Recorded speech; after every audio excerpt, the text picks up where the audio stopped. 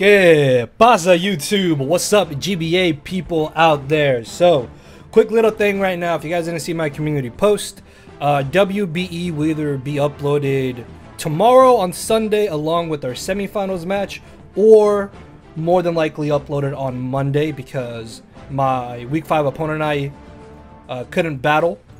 Yeah, so that'll be up late. But for right now, have for y'all today the team builder for the semifinals of season 9 of the GBA here. If you guys are excited for this, hit that thumbs up button down below. Let me know in the comment section below, what have you thought about the season? Give me your honest opinions about it. Personally, I really feel like this has kind of been a lackluster season, but just for personal reasons and whatnot. But hey, we're in finals. I'm excited to be not finals, sorry, we're in semifinals, so I'm excited to be here, and hopefully we can make it to finals against either Randy or Jolt, two of my very good friends. So whichever one of them makes it to finals, if we can make it, then hopefully it'll be a good game. If not, then Lars will have the daunting task of trying to take one of them down. So for right now, let's take a look at our matchup here. We are facing Lars, aka El Scissor, coach of the Borussia Donphan. I think that is how you pronounce it. His channel link and stuff will be down below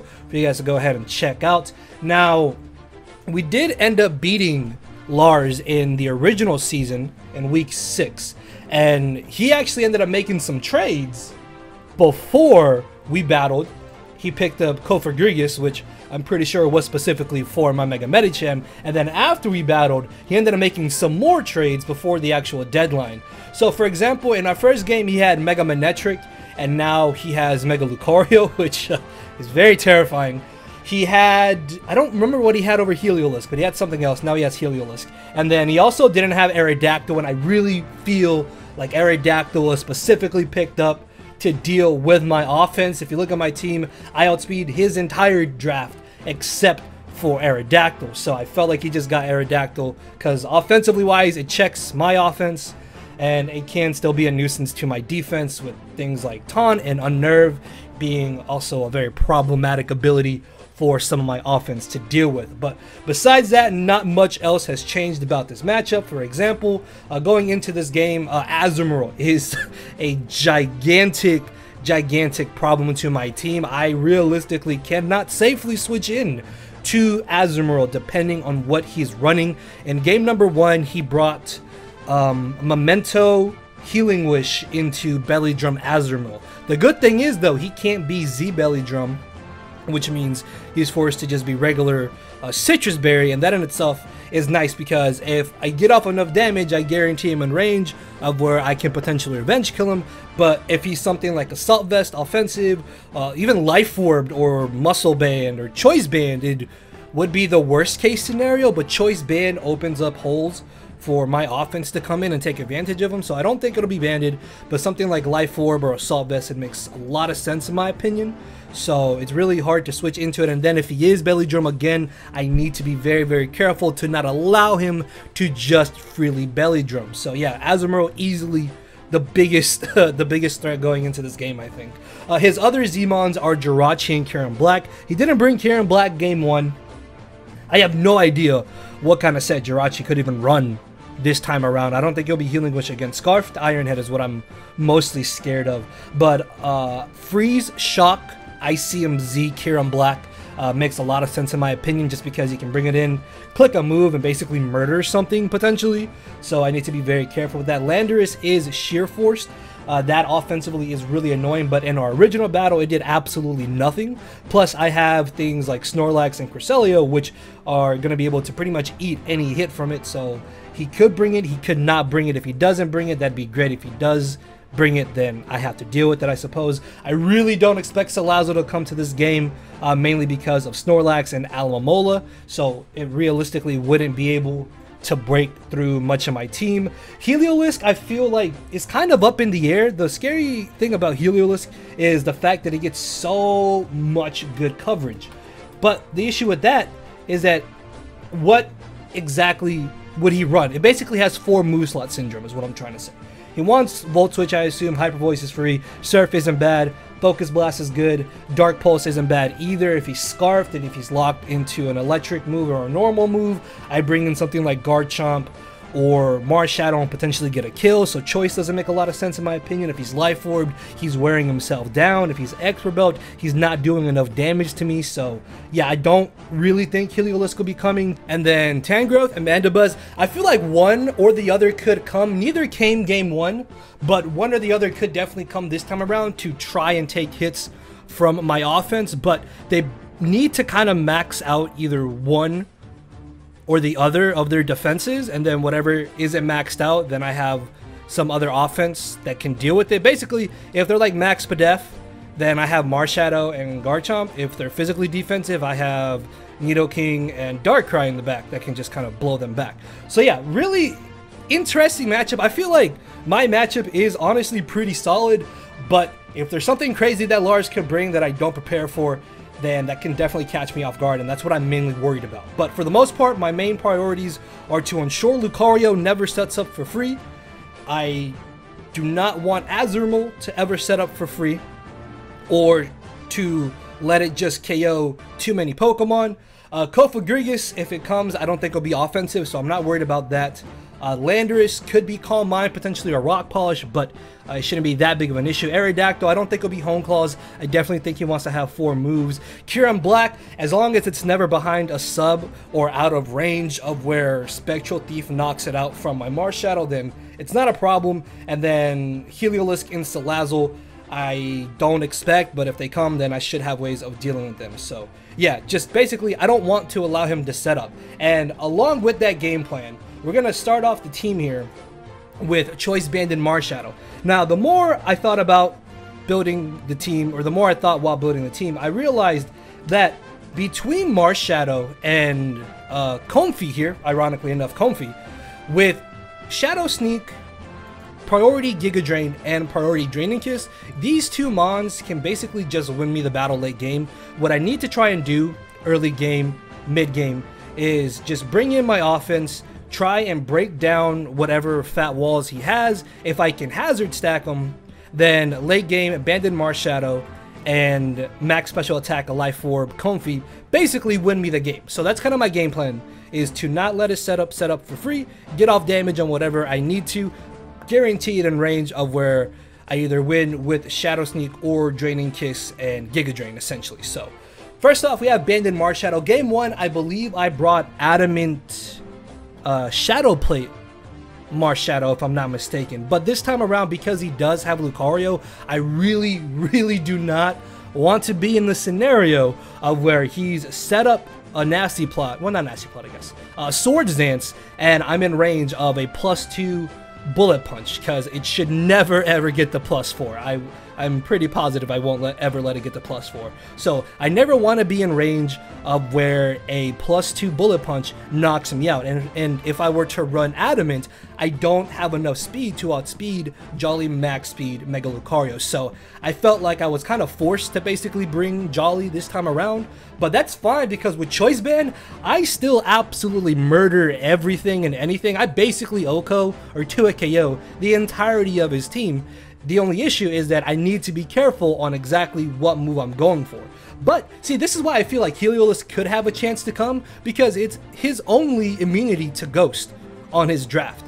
So if he doesn't bring Heliolisk, I basically just spam Spectral Thief for free. I guess if he brings Mandibuzz, then I need to be a little bit careful with Spectral Thief, because obviously I won't be anywhere near close to 2-hit KOing it, but Choice Band in close combat absolutely murders it. So yeah, if he doesn't bring Heliolisk or Mandibuzz, then I basically click my Ghost Stab for free and I claim my kills most likely. Pursuit is literally only there for the Jirachi, which as you can see is here to help out our Comfey, which even though yes, we are running Hidden Power Ground, I don't want him to just turn out to be a super speedy, like Jolly or timid Jirachi.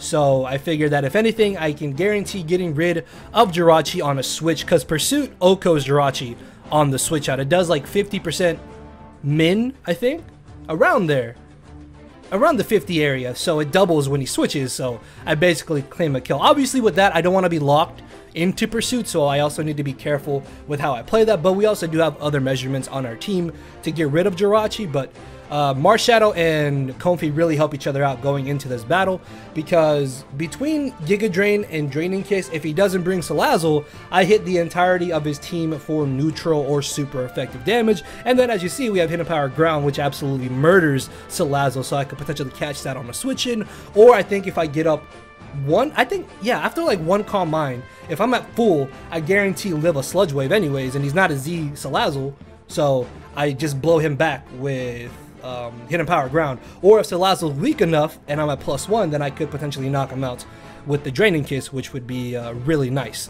So yeah, we are just running modest max special attack, much like Marshadow. I just want this to be able to do as much damage as possible with whatever move I go for, because again, late game, Comfy, Marshadow priority, my best chance of winning. The rest of the EVs just kind of went into HP, a little bit of speed to speed creep non-speed EV Jirachi potentially. Like if you look at matchups, the only real thing he needs to outspeed is probably my Nidoking, unless he really wants to speed tie with a Jolly max speed Mega Medicham. But I mean, he's got Cofagrigus to deal with it, and then he could have Aerodactyl, Landorus, and Lucario, which all outspeed and blow it back anyways. So I just felt it was probably worth having a little bit of speed. And then 28 defense is just so we can take physical hits a little bit better. I think we take like 1% less or 2% less. So hey, you never know when that could actually come in handy. So moving on to our next team member, we got good old Darkrai. This is almost the exact same set I brought in our original game,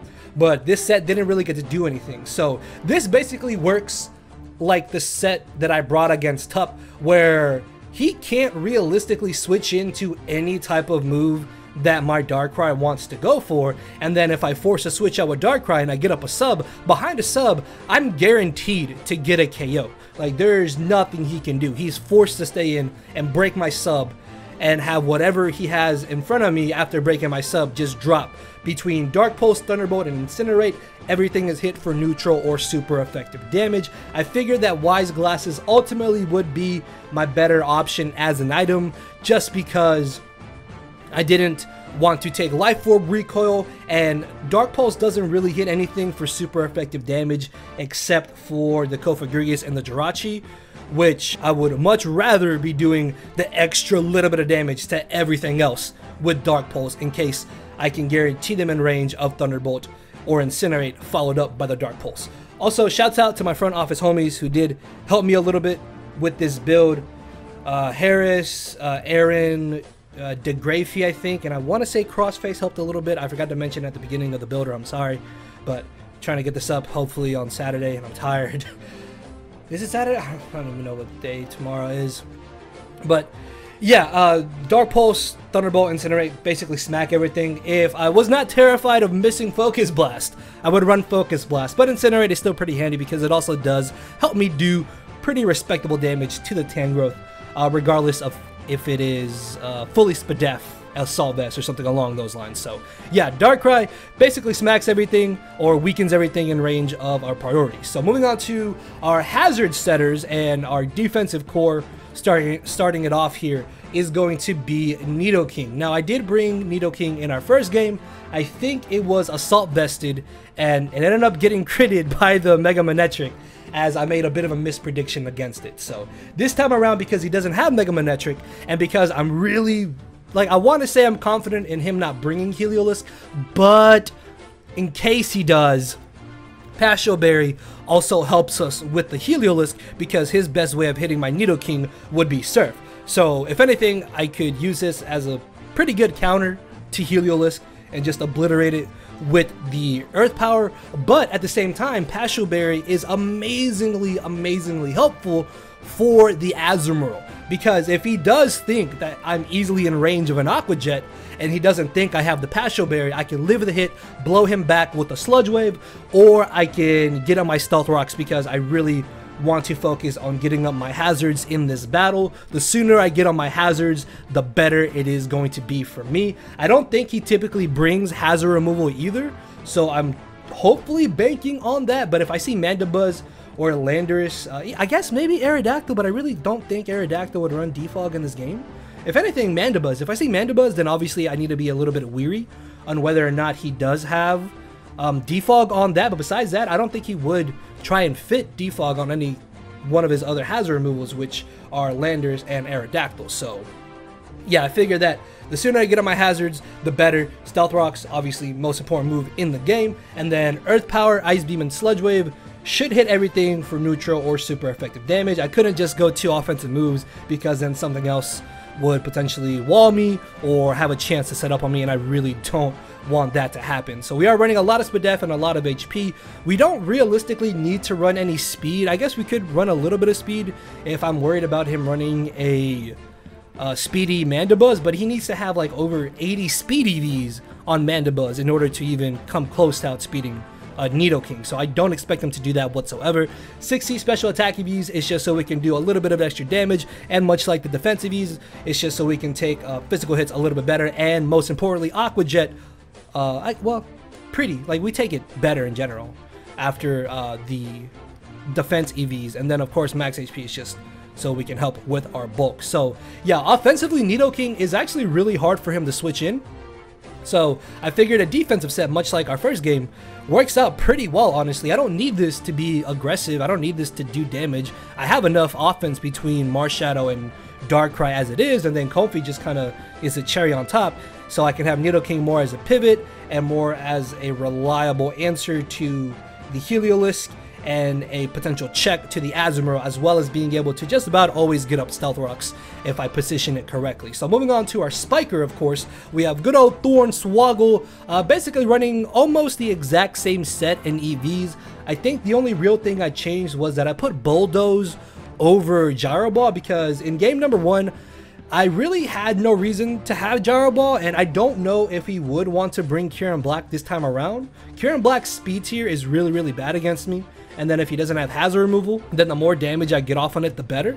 So I don't know if he would want to bring it, but I'm hoping he doesn't, because if he does bring it, then obviously I won't be able to do much damage to him. If he substitute, that could be a little bit annoying, so I will need to be careful with how I play this if he does bring the Kyurem. But besides that, this basically deals with just about everything. I can reliably get up 1 or 2 layers of spikes depending on what I bring this in. Chople Berry is really nice, just so I can smack Lucario with the Bulldoze, guarantee it slower than the entirety of my team at the end of it.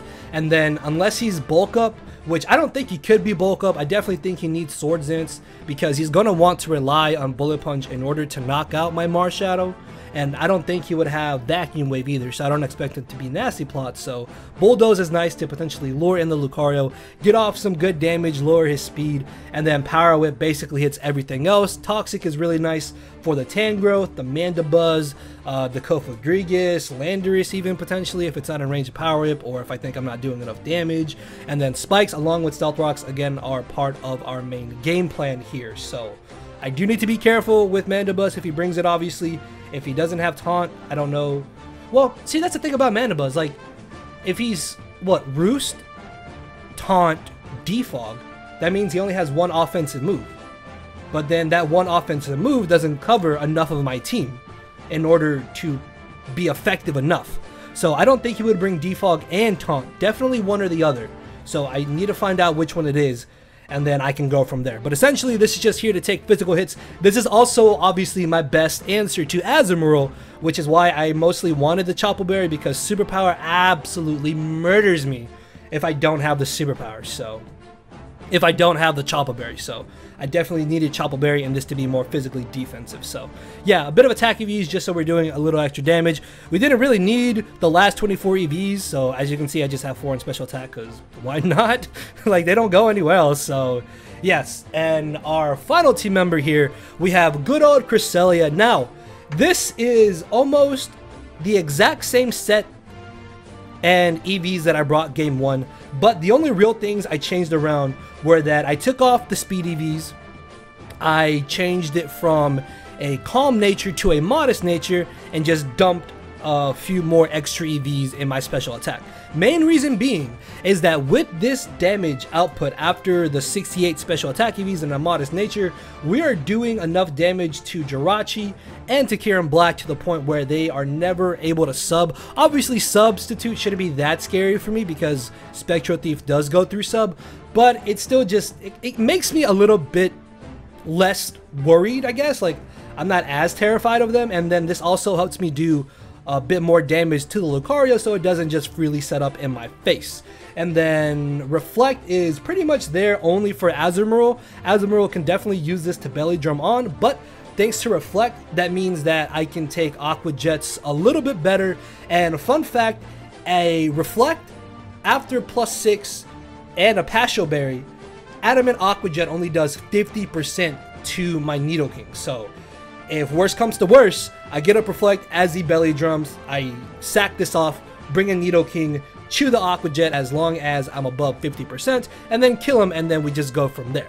Also, Psychic and Shadow Ball, much like everything else on the team here, it's everything for neutral or super effective except for the Mandibuzz. I am a little bit worried about Mandibuzz kind of walling this set, but I feel between Comfey, Toxic on Ferrothorn, even Thunderbolt from Darkrai, and of course Close Combat from Marshadow, that I should be able to pressure Mandibuzz enough and not need to worry about not hitting it for damage. If I remember correctly, I think the HP and defense EVs ensure that we live an Adamant Z free shot from Kieran Black into another move. So Z free shock should always put us in range of our Ayapapa Berry. So then we're brought back up to over 50%, and then above 50%, because he is Z, there should be no way he actually one-shots me, so then I can just Moonlight Up, or pick him off with the Psychic. So essentially this is my best switch in